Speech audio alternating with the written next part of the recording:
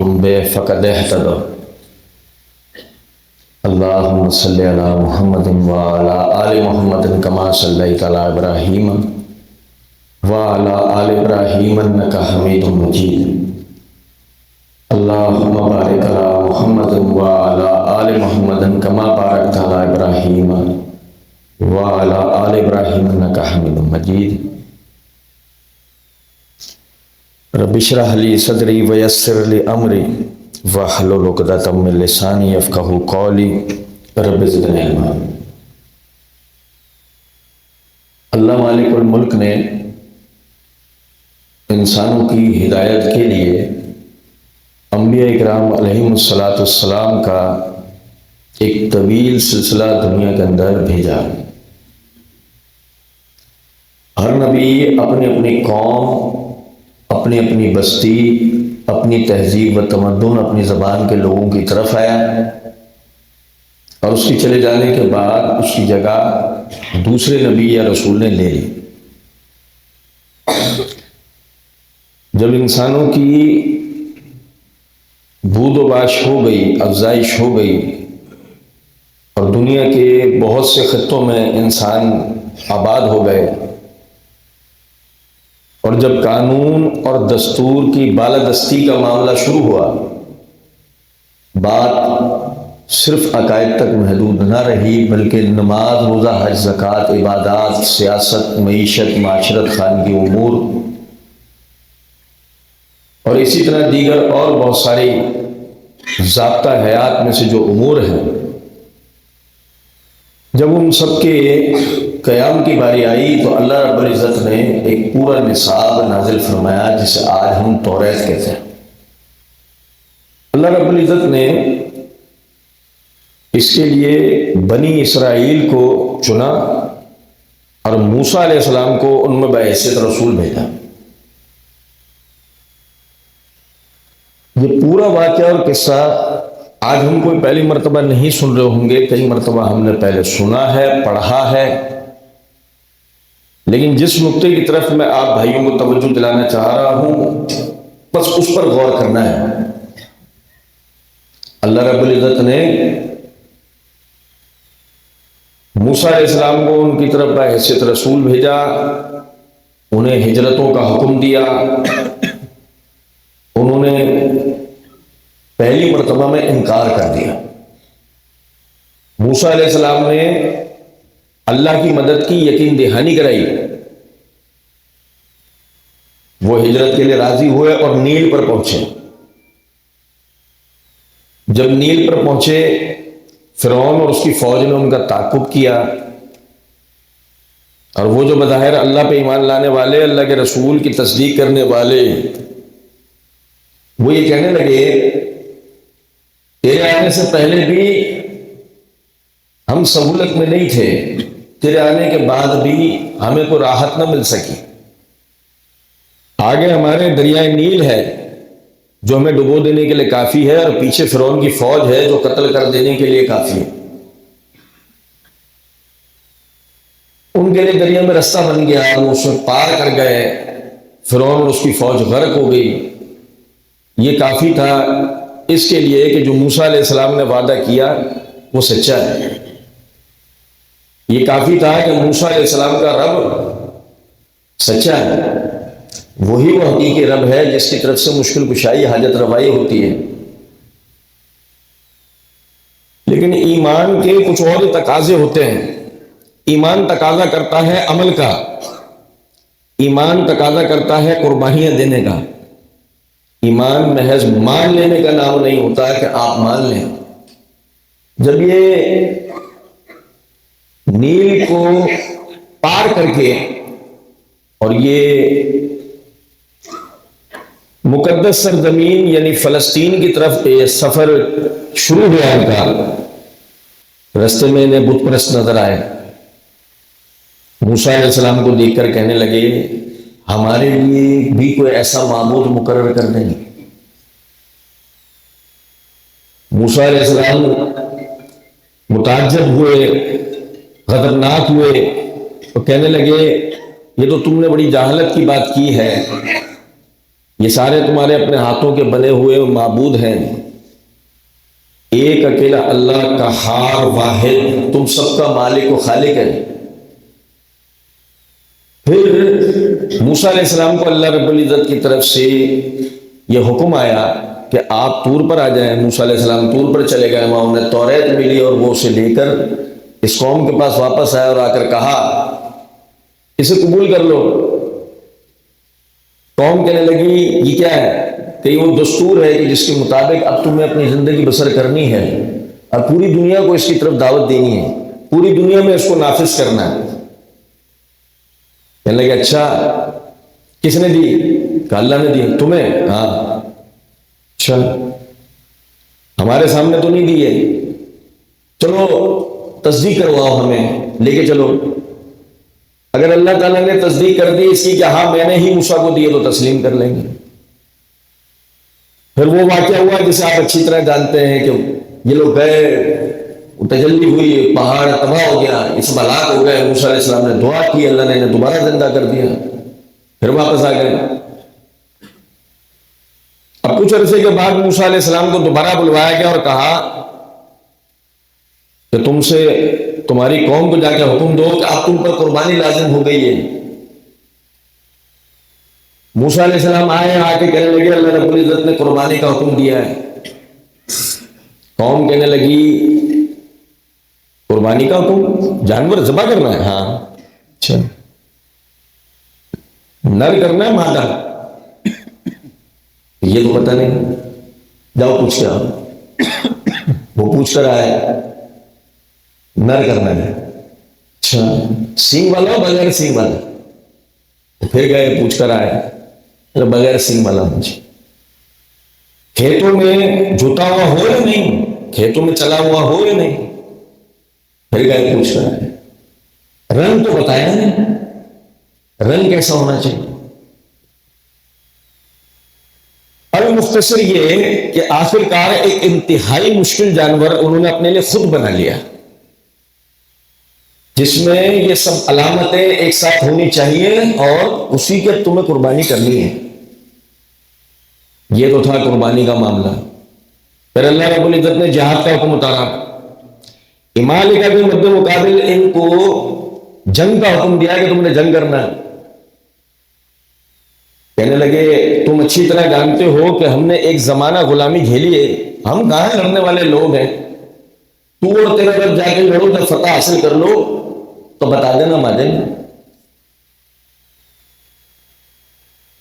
اور مختصر کر لیتے ہیں، مختصراً ایک جملے میں بات یہ ہے کہ جنہیں آج اصحاب موسیٰ کہا جاتا ہے ان میں سے چند ایک کو چھوڑ کر باقی سب موسیٰ علیہ السلام کے نافرمان نکلے۔ نتیجہ یہ نکلا وہ کتاب جو اللہ رب العزت نے پوری دنیا پر نافذ کرنے کے لیے بھیجی تھی، اور وہ کتاب کہ جس کی پیروی کا حکم دیا تھا، انہوں نے اسی کتاب میں رد و بدل کر دیا اور فرقے در فرقوں میں تقسیم ہو گئے۔ اللہ رب العزت نے ان پر عیسیٰ علیہ السلام کو بھیجا، اور اسی طریقے سے عیسیٰ علیہ السلام نے دعوت پیش کی۔ مختصر کر لیتے ہیں کہ عیسیٰ علیہ السلام کی دعوت کے نتیجے میں سب سے پہلے یہود کی طرف سے ان کے کفر کا فتویٰ نکلا اور انہیں مسلوب کر دینے کا حکم دے دیا گیا، سلیب پر لٹکا دینے کا حکم دے دیا گیا۔ اب سپاہی چاروں طرف ڈھونڈتے پھر رہے ہیں اور عیسیٰ علیہ السلام یہاں سے وہاں ہجرت کرتے ہیں، کبھی ادھر جاتے ہیں کبھی ادھر جاتے ہیں، اور یہاں تک کہ ایک مقام پر پہنچنے کے بعد اللہ رب العزت کی طرف سے ان کو حکم آ جاتا ہے، یا عیسیٰ انی متوفیک ورافعک الیہ ومطہرک من الذین کفروا، اے عیسیٰ ہم آپ کے کام کو مکمل کروائیں گے، آپ کو اپنی طرف بلند کر لیں گے، آپ کو پاک کر دیں گے ان لوگوں سے جنہوں نے آپ کے ساتھ کفر کیا۔ عیسیٰ علیہ السلام اس کی حکمت نہیں جانتے تھے کہ اس کا مطلب کیا ہے، لیکن اتنا سمجھ میں آ گیا تھا کہ اب یہاں سے کام دوسرے اسٹیج کی طرف جائے گا، یہاں ختم ہو گیا۔ آپ نے اپنے ساتھیوں کو جمع کیا اور ان سے کہا من انصاری اللہ، یہ سنا سنا سا لفظ نہیں ہے، انصار ہے نا، سنا سنا سا لفظ ہے نا، من انصاری اللہ، مجھے پتہ نہیں اب میرے ساتھ کیا ہونے والا ہے، میرے بعد تم لوگ اس دین کے محافظ، اس دین کے مبلغ ہو، تمہیں یہ دین دوسروں تک پہنچانا ہے، تو تم میں سے ہر شخص عہد کرے اور بتائے کون ہے جو اللہ کے دین کے لیے اپنے آپ کو پیش کرے گا۔ قال الحواریون نحن انصار اللہ، ان کے وہ صحابہ وہ کہنے لگے ہم اللہ کے دین کے مددگار ہیں، ہم اللہ کے دین کی مدد کریں گے۔ پھر انہی اصحاب میں سے ایک شخص وہاں سے باہر نکلتا ہے، اور موجودہ انجیل ہمیں بتاتی ہے کہ وہ دروگا کے پاس پہنچتا ہے اور جا کر کہتا ہے کہ اگر میں تمہیں عیسیٰ علیہ السلام کی خبر دے دوں تو مجھے کیا انعام دو گے؟ اس نے جواب کے اندر کہا جتنا تیرا وزن ہے ترازو میں تول دیں گے، اس وزن کے برابر سونا دیں گے، بتا کہاں ہے؟ اس نے کہا ٹھیک ہے، میرے پیچھے چلو، میں جس گھر میں گھسوں داخل ہو جاؤں اس میں تم بھی آ جانا، جس آدمی کو میں بوسہ دوں وہ یسوع مسیح ہوگا، اسے گرفتار کر لینا۔ یہ اس کے پیچھے گئے، وہ ایک گھر میں داخل ہوا، یعنی اسی گھر میں جس میں یسوع مسیح موجود تھے، اور جا کر اس نے یسوع مسیح کے ماتھے میں بوسہ دیا، انہوں نے جا کر یسوع مسیح کو گرفتار کر لیا۔ پھر ان کی روایت کے مطابق، یعنی انجیل کی روایت کے مطابق، آپ کو سلیب سے باندھ کے لے جا کے بیچ چوراہے پہ آپ کے بھائی یحییٰ علیہ السلام کی طرح مصلوب کر دیا گیا، گویا شہید کر دیا گیا ان کی روایت کے مطابق۔ ہمیں تو اللہ رب العزت نے فرمایا وما قتلوہ وما صلبوہ ولکن شبہ لہ، نہ وہ اس کو قتل کر سکے کسی بھی ذریعہ قتل سے، اور نہ ہی اس کو مصلوب کر سکے، بلکہ وہ تو آج تک اس شبے کا شکار ہے کہ جس کو ہم نے مصلوب کیا وہ تھا کون؟ بل رفع اللہ الیہ، بلکہ اللہ نے تو عیسیٰ کو اپنی طرف اٹھا لیا تھا، بلند کر لیا تھا۔ واقعے کی تفصیلات میں نہیں جانا چاہ رہا، صرف اتنا بتانا چاہتا ہوں کہ عیسیٰ علیہ السلام کی مخبری ان کے صحابی نے کی تھی۔ ایسی ہے، پڑھ لیں گے تو آپ انجیل، جس بھائی کو نہ ملے میں اس کو حوالہ دے دوں گا، کوئی مسئلہ نہیں ہے۔ انبیاء کرام علیہ السلام کا یہ سلسلہ آ کر عیسیٰ علیہ السلام پر رک گیا۔ اب قوموں اور بستیوں کی طرف نبی نہیں آئیں گے، اب انسان اپنی ہدایت کے لیے، آگے کی رہنمائی کے لیے محتاج ہیں اللہ رب العزت کے۔ اللہ رب العزت نے محمد الرسول اللہ صلی اللہ علیہ وسلم کو تمام انسانیت کے لیے آخری نبی اور رسول بنا کر بھیجا۔ آپ میں سے جو بھائی نبی صلی اللہ علیہ وسلم کے آخری نبی ہونے پر ایمان نہیں رکھتا وہ ہاتھ کھڑا کرے۔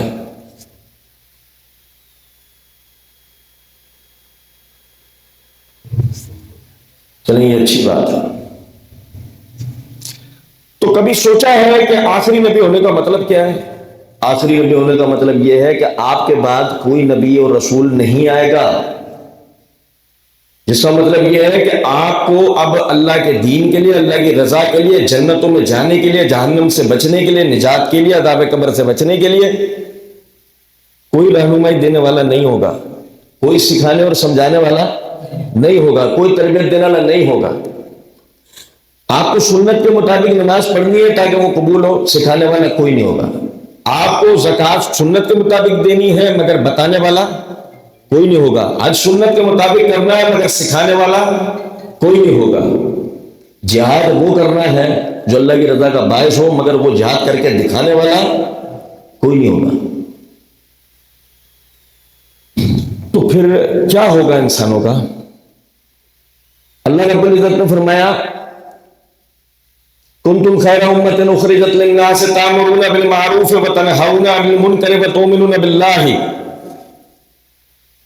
ایک گروہ ہے کہ جس کو اللہ نے مخاطب کر کے فرمایا تم بہترین امت ہو، تم بہترین، کنتم خیر امت، تم بہترین امت۔ یہ بہترین امت اللہ نے کس کو کہا تھا؟ بنی اسرائیل کو۔ کوئی جانتا ہے تو ہاتھ کھڑا کریں۔ یہ بہترین امت اللہ نے کس کو کہا؟ بتائیے۔ تو آپ کی امت اس وقت تھی کون؟ میں اور آپ تو نہیں تھے، نہ یوٹیوب پہ آنے والے تھے، نہ میں اور آپ تھے، نہ یوٹیوب پہ آنے والے تھے۔ کون لوگ تھے؟ تو وہ تھے جن کو اللہ نے کہا کنتم خیر امت، ہمیں تھوڑی کہا ہے کنتم خیر امت اخرجت للناس، ہم نے تمہیں لوگوں کے درمیان سے نکالا ہے. کن کے درمیان تمہارا سلیکشن کیا ہے؟ کن کے درمیان سے سلیکشن کیا ہے؟ ان یہودیوں کے درمیان سے جنہوں نے اپنے نبیوں کو مانا، ان عیسائیوں کے درمیان سے یقتلون النبیین بغیر الحق، جنہوں نے اپنے طرف آنے والے انبیاء اکرام علیہ السلام کو ایک ایک دن میں 200 نبیوں کو شہید کر دیا. ان میں سے تمہارا سلیکشن کیا ہم نے، تمہیں بت پرست عربوں میں سے نکالا، تمہیں جنگجو رومیوں میں سے نکالا، فارسیوں میں سے نکالا، ایرانیوں میں سے نکالا. کنتم خیر امت اخرجت للناس، اس لیے تمہیں نکالا کس لیے کیا تھا؟ اب کبھی بیٹھ کر سوچا ہے کہ صحابہ کرام رضوان اللہ علیہم اجمعین کو اللہ نے ہدایت کیوں دی؟ بیٹھ کر سوچیں کبھی 2 منٹ کے لیے، کیا ان میں سے کسی کو بطور نبی چنے جائے گا؟ بتائیے کیوں؟ کیونکہ نبوت کا سلسلہ محمد رسول اللہ صلی اللہ علیہ وسلم پر مکمل ہو گیا. تامرون بالمعروف وتنہون عن المنکر، تمہیں ہدایت اس لیے دی گئی، تمہیں اس لیے چنا گیا، تم لوگوں کو برائیوں سے روکو گے، تم لوگوں کو نیکیوں کی ترغیب دو گے. اب کوئی نبی نہیں آئے گا، اب پوری دنیا میں نبیوں کا مشن لے کے کون جائے گا؟ صحابہ کرام رضوان اللہ علیہم اجمعین. بھائی ایسا ہے، ایسے ہی ہے. یہ ایک ایسی بات ہے جو عقل کے عین مطابق ہے. نقل اور روایت کی بات تو اپنی جگہ ہے، یہ بات عقل کے عین مطابق ہے کہ اگر نبوت ختم ہو گئی تو نبوت کا کام تو ختم نہیں ہوا نا. اچھا، نبوت کے کام میں کیا تھا؟ استنجا کرنے سے لے کے پوری دنیا پہ حکومت کرنے کا طریقہ. کیونکہ اگر آخری نبی آ رہا ہے جس کے بعد کوئی نبی نہیں آئے گا تو ایسے تو ہو نہیں سکتا نا کہ موسیٰ علیہ السلام طہارت سکھا دیں، ہارون علیہ السلام نماز سکھا دیں، زکریا علیہ السلام حج سکھا دیں، یحییٰ علیہ السلام معاشرت سکھا دیں، عیسیٰ علیہ السلام معیشت سکھا دیں. بھائی بہت سارے نبی آئیں گے تو بہت ساری چیزیں سکھا سکتے ہیں، لیکن نبی جب آخری آئے اور اس کے ساتھ دوسرا کوئی نبی نہیں آئے تو اس اکیلے کو ہی کیا کیا سکھانا ہے؟ استنجا کرنے سے لے کے پوری دنیا پر حکومت کرنے کا طریقہ. ایسا ہی ہے نا، کیونکہ آپ کتاب کو نافذ جب بھی کر سکتے ہو اس دنیا میں جب پوری دنیا پر آپ کی حکومت ہو. اس کے علاوہ آپ کتاب کو نافذ نہیں کر سکتے.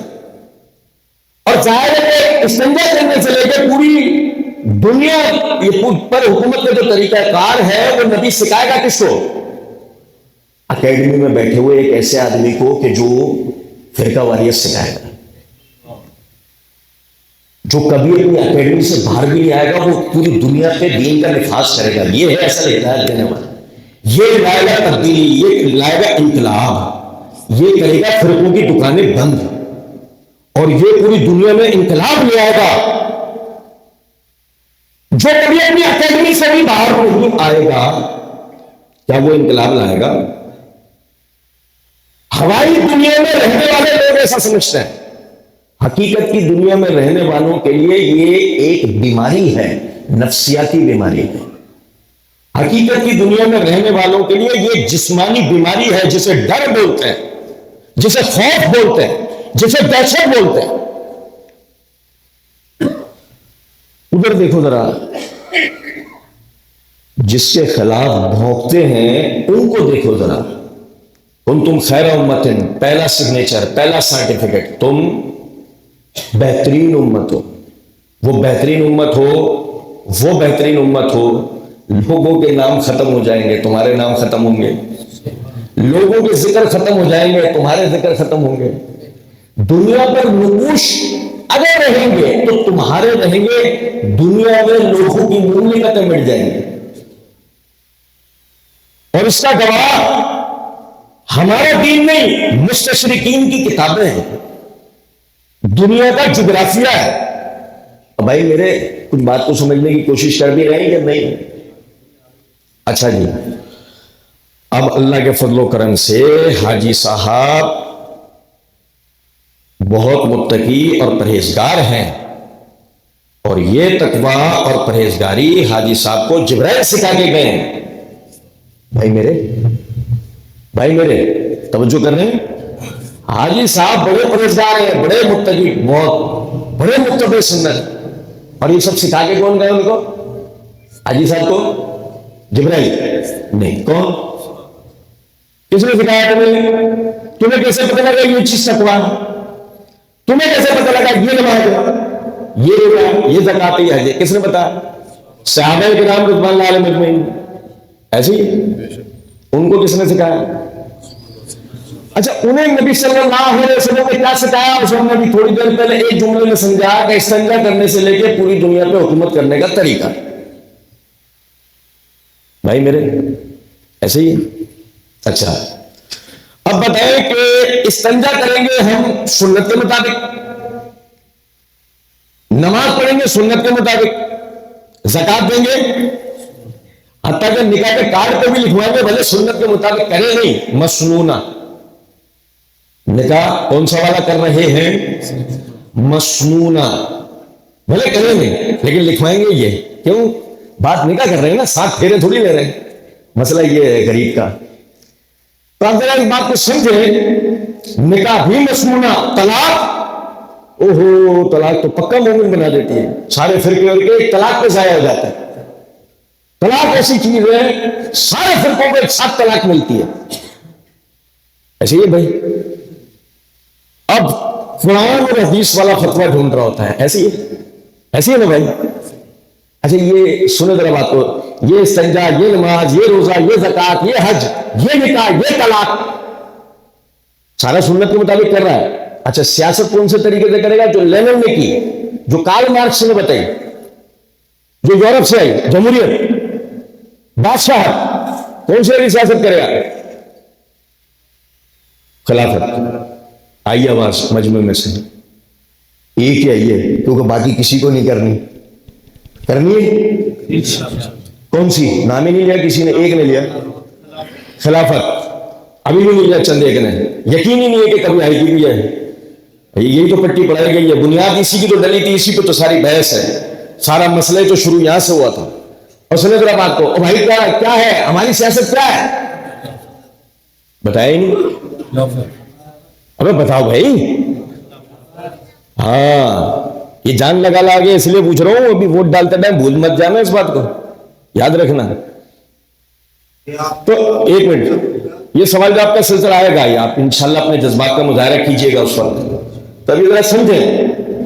اب یہ جو خلافت کا معاملہ ہے، غور طلب نقطہ ہے بھائی. یہ جب آئی تھی نا رسول والی خلافت، سنو توجہ سے، جب رسول والی خلافت آئی تھی تو اس کا فائدہ پتہ ہے کیا ہوا تھا؟ ساری دنیا کی بندرگاہیں ہماری، ساری دنیا کی منڈیاں ہماری، ساری دنیا میں سکہ چلتا تھا ہمارا، ساری دنیا کی زبان تھی ہماری عربی. ایسا ہی تھا یا میں کوئی دیو والا داستان سنا رہا ہوں؟ ایسے ہی تھا.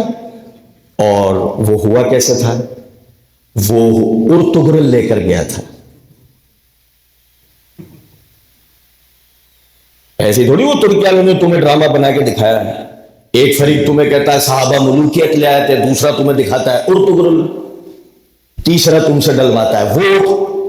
کہ تم کسی بھی طرح صحابہ اور صحابہ والے طریقے کی طرف نہیں آ جاؤ جس کے نتیجے میں تم ایشیا سے لے کے افریقہ، افریقہ سے لے کے یورپ تک تمہاری حکومت ہو، تم پوری دنیا کے حاکم بن گئے ایسے جیسے تمہارے بزرگ حاکم بنتے گئے. عباسی خلافت کے ایام تک آپ اندازہ تو کریں. میں تو خیر خلافت کی برکات و ثمرات کے اوپر ایک زیادہ کوئی لمبی چوڑی بات نہیں کرتا، صرف ایک تحقیق کا نقطہ دیتا ہوں. آپ کے پاس ماشاءاللہ یتیم خانہ ہے؟ بتا تو دو. ہے نا؟ دارالامان ہے؟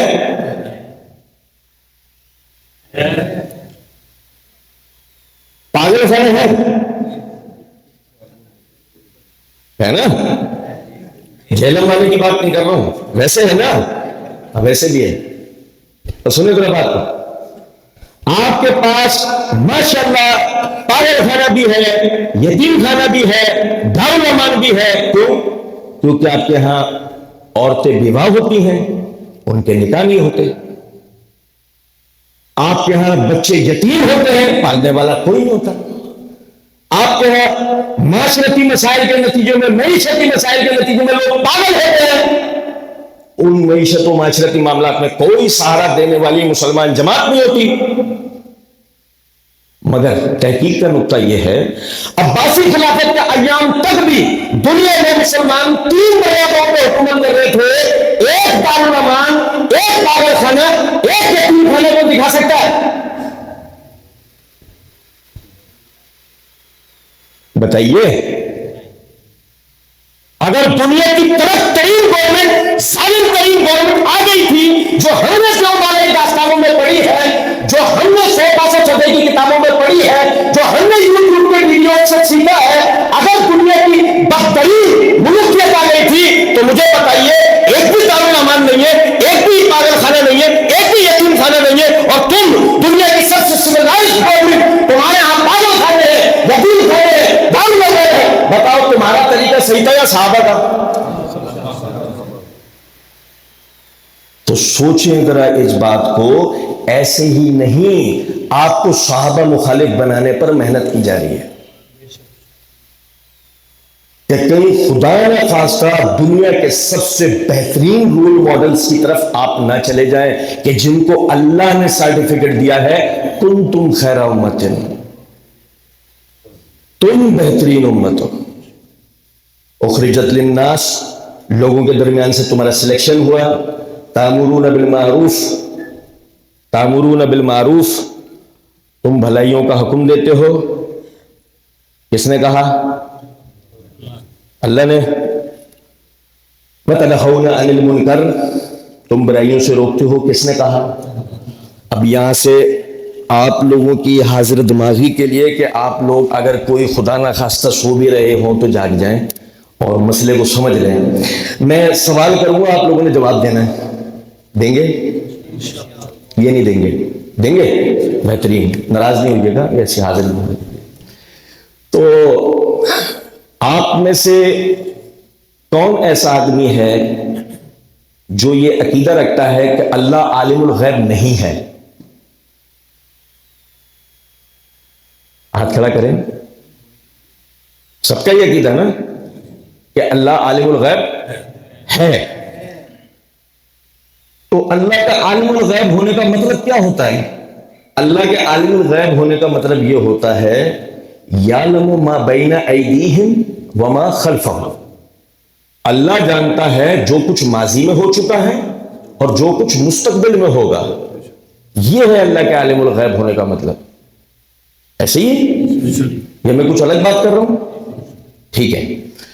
اچھا، آپ کو پتہ ہے ایک گروہ ایسا ہے جو کہتا ہے کہ اللہ کو مستقبل کا علم پہلے نہیں ہوتا ہے۔ یہ وہ گروہ ہے جس کے کپڑے ایران سے سل کے آتے ہیں، سمجھ گئے؟ اس گروہ کا یہ عقیدہ ہے کہ اللہ کو کسی بھی چیز کا اس کے وقوع سے پہلے علم ہوتا نہیں ہے۔ پتا ہے آپ کو کہ ان لوگوں نے یہ عقیدہ کیوں بنایا ہے؟ اب جو ہم بات کرنے لگے ہیں نا، یہ اگر آپ نے سمجھ لی تو آپ کو یہ سمجھ میں آ جائے گا کہ انہوں نے یہ عقیدہ کیوں بنایا، کیوں اتنی انہیں مجبوری لا کوئی بیچارہ ہوگا۔ تو سنیں، غور طلب نکتہ، اللہ علم الغیب ہے، ٹھیک ہے۔ اچھا، اللہ رب العزت صحابہ کے پہلی ہجری کے حالات کو جانتا تھا؟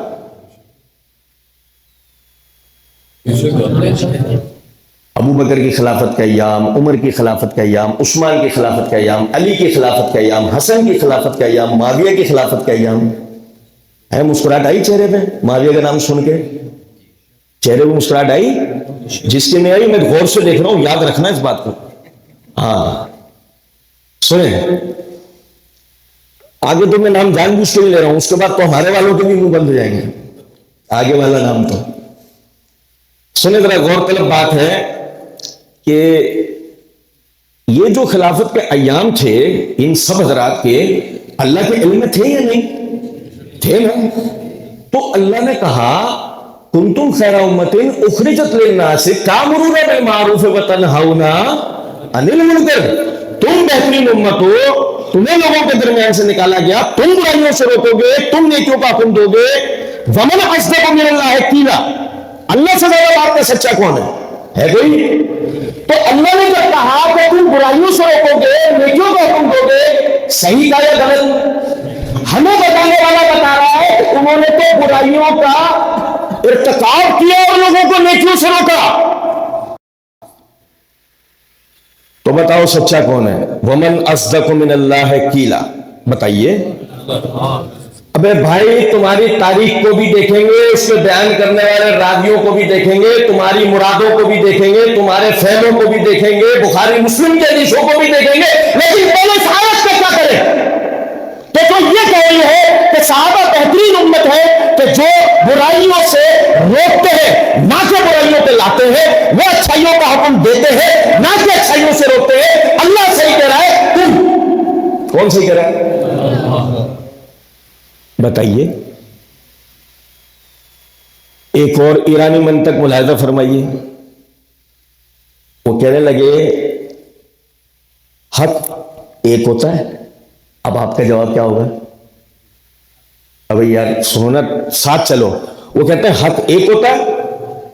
क्या जवाब हुआ? अरे हक एक होगा ना, और एक बातिल होगा। नहीं समझे? एक हक होगा, एक बातिल होगा। सही है ना? ये उसूल के मुताबिक बात है, बताया। और ये इंपोर्ट बाय ईरान है, खबरदार रहिएगा। स्मगल होके आता है ये वाला माल, फटफटा जाता है, रास्ते में बहुत कुछ जाया भी हो जाता है, तो इसको मुस्तनद मत समझिएगा। लेकिन लोगों ने समझा है, तो गौर करें जरा इस बात पर कि उन्होंने कहा देखो, एक होता है हक और एक होता है बातिल। ऐसा है? तो साहबा में हुई लड़ाइयां, अभी खुद से लड़ाइयां भी करवा दी। साहबा में हुई लड़ाइयां हुई, एक फरीक हक होगा और एक क्या होगा? बातिल। उसूल तो यही है। अब पहले आप लोग हाँ तो कर रहे थे, जैसे आपने ये सुना साहबा में जंग, आप बताओ एक हक होगा, बाबा आपको हाँ करनी पड़ेगी, और यही होता है। फौरन हमारा वाला हिप्नोटाइज हो जाता होगा, हाँ। और रस्सियां क्या नजर आती हैं? ऐसे ही है। अब देखो जरा समझना, अल्लाह आलिमुल गैब है ये नहीं? अब उसूल तो नहीं बदलेगा ना, यहां भी अल्लाह आलिमुल गैब है ना। अच्छा, अल्लाह रब्बुल इज्जत ने फरमाया मुहम्मदुर रसूलुल्लाह वल्लज़ीना माअहू, मोहम्मद अल्लाह के रसूल हैं। मोहम्मद अल्लाह के रसूल हैं, एक अटल हकीकत है, इसका कोई इनकार कर सकता है? मोहम्मद अल्लाह के रसूल हैं सल्लल्लाहु अलैहि वसल्लम, वल्लज़ीना माअहू, और जो आपके साथी हैं, और जो आपके साथी हैं, जो आपके साथ हैं। अश्शिद्दाउ अलल कुफ्फार रुहमाउ बैनहुम, कुफ्फार के लिए सख्त तरीन है, आपस में एक दूसरे के लिए मोहब्बत करने वाले, रहम करने वाले हैं। ये कौन कह रहा है? जिसे थोड़ी देर पहले आपने आलिमुल गैब कहा है, वो अल्लाह कह रहा है साहबा एक कुफ्फार के लिए सख्त हैं, आपस में एक दूसरे के लिए सख्त नहीं है, आपस में एक दूसरे के लिए रहम दिल है। हमारा वाला बैठ के कह रहा है मैं तुम्हें तहकीक करके बता रहा हूं कि साहबा आपस में लड़े, हजारों साहबा एक दूसरे के हाथों कत्ल हो गए। हमने कहा एक मिनट रुको, पहले ये बताओ रुहमाउ बैनहुम का क्या करें? पहले इसका भी तो बताओ। तुम ही कुरान और हदीस के रोने रो रहे हो, तो कुरान बता रहा है ना हमें, अल्लाह अलीमुल गैब बता रहा है, जिसने अपने इल्म से जाना है कि वो आपस में सख्ती करेंगे या आपस में मोहब्बत करेंगे। उसने अपने इल्म से जानकारी तो ये बात कही है ना। अब आपको यहां से समझ में आना शुरू हुई होगी बात कि वो वाले गिरोह ने यह अकीदा क्यों रखा कि अल्लाह को वकूए से पहले इल्म होता। आई समझ में कुछ बात? इसलिए उन बेचारों ने ये अकीदा रखा, गरीबों ने, कि जब कल को हम ये सवाल करें तो वो फौरन कहते हैं नहीं अल्लाह को बदा हुआ। ये है अकीदा उनका, नाउजुबिल्लाह मिन ज़ालिक। और इतनी सारी बातें फिर इससे बातिल हो जाती हैं जिसकी कोई हद नहीं। चले छोड़े। अब भाई सुनना, नहीं ये कैसे हो सकता है कि एक फरीक हक हो और एक फरीक बातिल पे हो? ये कैसे हो सकता है? देखो सही बुखारी सही मुस्लिम हम पढ़ते हैं नहीं पढ़ते हैं? बुखारी मुस्लिम की आपको मैं एक हदीस बता रहा हूं, आप लोगों के इल्म में है। बार मर्तबा होता क्या है कि यूट्यूब पे आने वाले शैतान वसवसा देते हैं, वसवसे की वजह से हम भूल जाते हैं। नबी अकरम सल्लल्लाहु अलैहि वसल्लम ने बनु कुरैज़ा के गज़वे के लिए एक मिशन भेजा, और उस मिशन को हुक्म दिया عصر کی نماز بنو قریظہ پر پہنچ کے پڑھنا. وہ لوگ ابھی رستے میں تھے کہ نماز کا وقت ہو گیا. تو ایک لشکر کے 2 فریق ہو گئے. پہلا کہنے لگا ہمیں نماز پڑھ لینی چاہیے. دوسرا فریق کہنے لگا نبی صلی اللہ علیہ وسلم نے فرمایا تھا بنو قریظہ پہنچ کے پڑھنا, ہمیں وہاں پہنچ کے پڑھنی ہے. بہت زیادہ اختلاف ہوا معاملہ.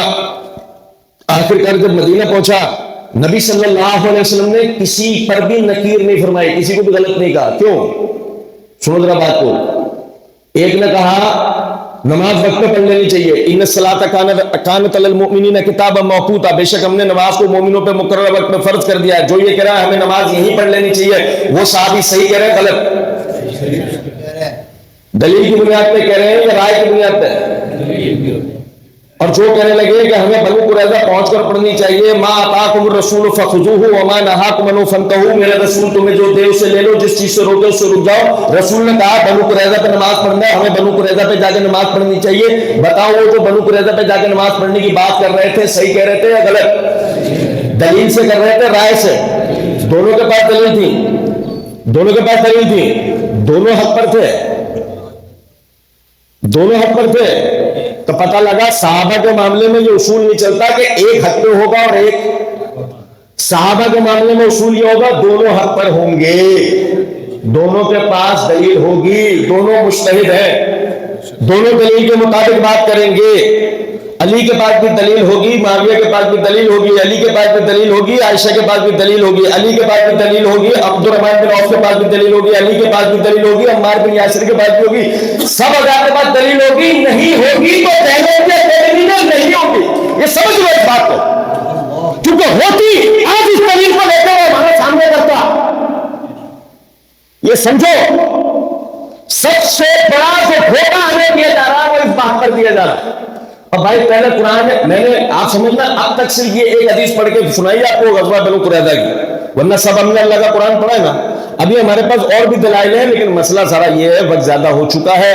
سوال جواب کا بھی سلسلہ کرنا ہے, صرف 2 جملوں کے اندر بات کو نمٹا رہا ہوں. پہلا معاملہ یہ, صحابہ معیار حق ہے کہ اللہ نے کہا کنتم خیر امت. اب اگر وہ معیار حق نہیں, یعنی اگر وہ ان میں سے کوئی کرپٹ ہو, ان میں سے کوئی ظالم ہو, ان میں سے کوئی بدعنوان ہو, تو یہ اللہ نے جو کہا کنتم خیر امت یہ باطل ہو جائے گا. ہم اگر کہیں کہ جو وہ ہزاروں لاکھوں آپس میں لڑ کے مر گئے تو یہ آیت باطل ہو جائے گی. رحماء بینہم. اسی لیے دوسرا عقیدہ ہے نا, دوسرا عقیدہ بھی بنانا پڑا کالے والوں کو. قرآن میں رد و بدل ہوا ہے بھائی. یہ ساری مجبوریاں اسی لیے ان کو پایا غریبوں پر, یہ عقیدہ بھی گھڑا, وہ عقیدہ بھی گھڑا, صرف بس اس طرح کہ وہ صحابہ والا چیپٹر ہم کسی طرح کلوز کروائیں. سمجھ رہے ہیں؟ اور آخری وجہ بھی اس کی بتا دیتا ہوں کہ اتنی محنت کیوں ہو رہی ہے. میں نے عرض کیا بار بار آپ سے, وہ صحابہ تھے جنہوں نے خلافت کو کھڑا کیا تھا. آج جب پوچھنے والا آپ سے پوچھے گا ڈاکٹر اسرار کی تقریروں سے خلافت نہیں آئے گی, سمجھ لو اس بات کو صحابہ کی سیرتوں کو پڑھنے سے آئے گی. یہ سمجھو, یہ تقریریں ہزاروں کی تم سنتے ہو, اس سے کچھ بھی نہیں ہونا. جان بوجھ کے وہ جو معیار تھے نا سیاست کا, ان کو تمہاری نظروں سے گرایا جا رہا ہے. تم کسی بھی طرح خلافت کی طرف نہیں چلے جاؤ. کاش آپ لوگ 3 دن پہلے کی ہماری ایک مجلس میں ہوتے جس میں ایک لڑکے نے کھڑے ہو کے سوال کرنے کے دوران یہ بات کہی ہے کہ اب تو خلافت آ ہی نہیں سکتی. بتاؤ آج اس جگہ پہ ہمارا نوجوان جو پہنچا ہے وہ کیسے پہنچا؟